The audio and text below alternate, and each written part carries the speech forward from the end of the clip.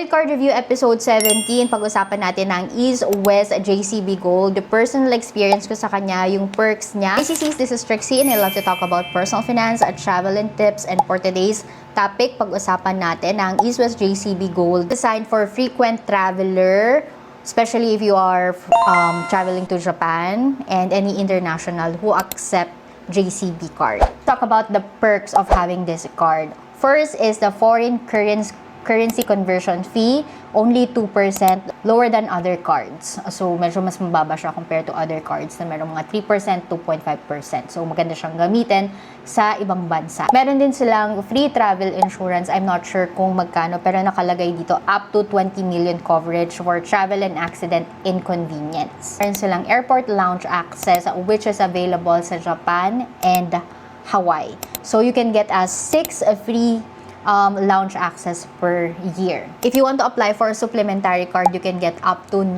supplementary card under your main card.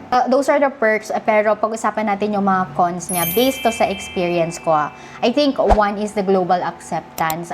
I mentioned na maganda siya sa Japan, but for other countries. And kahit sa Pilipinas, ito try nyo siyang gamitin. May mga merchants na hindi nag-accept ng JCB.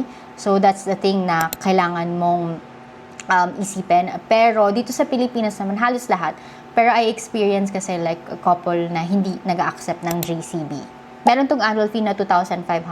Pero ang maganda naman dun mga Cs is you can call East West para ma-waive yun. Pero may mga kailangan kayong i-consider, like kailangan nyo mag-spend ng ganitong amount. It really depends kung ano yung sasabihin ng bank.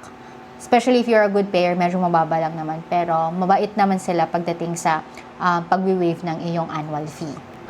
I think then isa sa mga cons niya, I think mama-maximize mo yung perks niya talaga kung magta-travel ka sa Japan because JCB is under Japan. Recommend ko ba siya? Yes, may i-recommend ko siya mga Cs.